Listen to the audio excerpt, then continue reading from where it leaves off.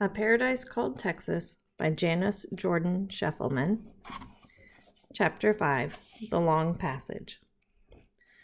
The Margaretha began to seem like Mina's home. It was almost as if she had known no other all her life. Day after day passed, and Mina grew tired of being confined on a ship in the middle of the ocean. Once in a while, something happened which made that day different from the sameness of all the others. Mina was drying the breakfast dishes one morning as Mama washed them in a bucket of seawater. The curtain to their compartment was open, and she saw the younger children playing on the floor. Some were chasing each other this way and that, bumping into grown-ups. Anna appeared, her dark brown hair neatly braided. "Mina, are you ready to go up on deck?" "Yeah, Anna, almost." Mina hurriedly dried and put away the last tin dish. "Mama, may I go now?" "Sure, Mina, but do not get in the sailor's way." They went up the steps and onto the clean white plank deck, which had just been scrubbed. Many of the grown-ups were taking their morning stroll about the deck, including Captain Libben. "Good morning, young ladies." He touched the bill of his cap with his hand. "Good morning, Captain Libben." Mina thought he looked the master of the ship. It was a fine day with a steady breeze filling the sails without a ripple. Sailors were at work repairing lines and rigging. Mina's eyes swept across the wavy sea. Suddenly, a fish leapt out of the water, making an arc with its body as it dived back down. Anna, look there!" Mina pointed out to sea. More fish leaped out of the water until the sea was alive with glistening black arcs. A school of dolphins. Captain Libben stood at the rail smoking his pipe. Smartest creature in the sea. And he took another puff, leaning his elbows on the rail. "Captain Libben, do you know all the fish in the sea?" Mina asked. "Well, Fraulein, not every one personally." He straightened up and chuckled at his own joke. "But the dolphin is one I would dearly like to befriend. Yes, indeed." Mina giggled and watched the dolphins frolic. It would be exciting to ride on the back of one of those dolphins. "Mina, the things you think of! Why, it makes me shudder just to imagine it," Anna exclaimed. Mina enjoyed Anna's astonishment, but she really felt that tug on her to try things, to test herself. At school in Versted, she was the only girl who would dare to jump out the window into the snow, much to the horror of little Angelica, the school's curly-haired angel. How dull to be an angel. The days were long, and one faded into another. Sometimes it was rainy and cold, and Mina and Anna could not go on deck. Then Papa would take out the books he had brought along for Mina. Anna came for lessons, too.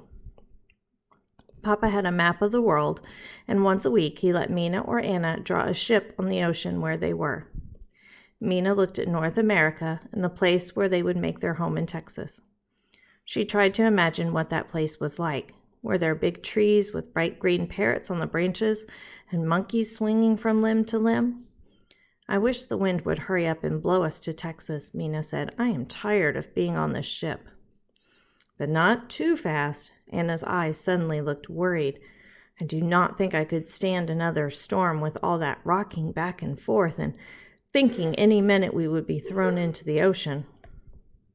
Anna put her hands to her breast as if to still her heart.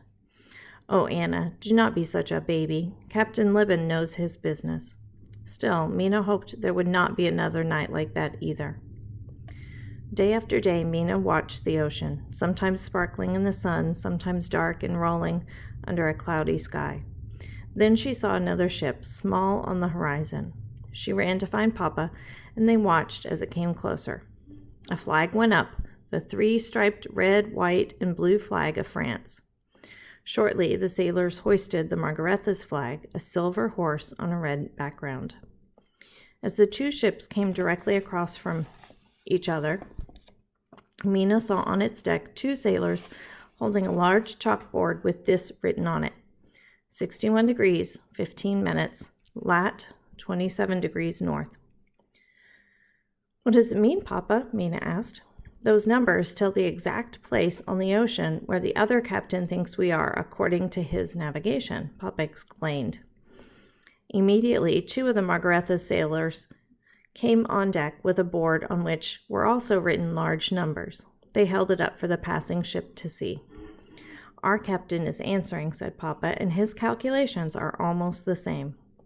"It must be exciting to be a captain," thought Mina, "and guide your ship across this great, markless ocean, navigating only by the sun and stars. If only girls could do all the adventurous things that boys could. But who ever heard of a girl captain or a girl soldier? It was not fair, really." September passed and October also. Finally, in November, Captain Libben said that land would be seen any day now. "Tonight we shall have a dance on deck," said the captain announced, "so bring your musical instruments and have a merry time."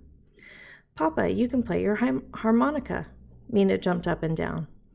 The evening was warm, with only a gentle breeze. The Margaretha plowed through the water, while on her decks the passengers danced.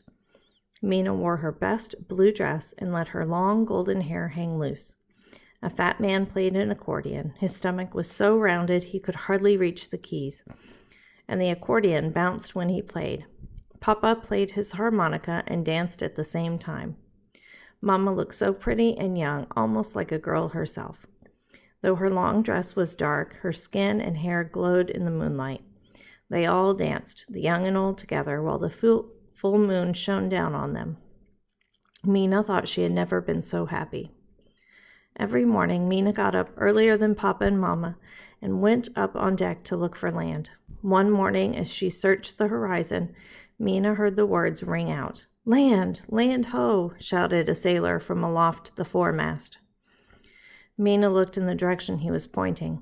There, almost like a shadow on the horizon, Mina saw mountains. She turned quickly and ran to tell Mamma and Papa. They were already coming up the ladder. Passengers erupted onto the deck and lined the railing to see land. Mina knew from her geography lessons that this must be the island of Santo Domingo or Haiti.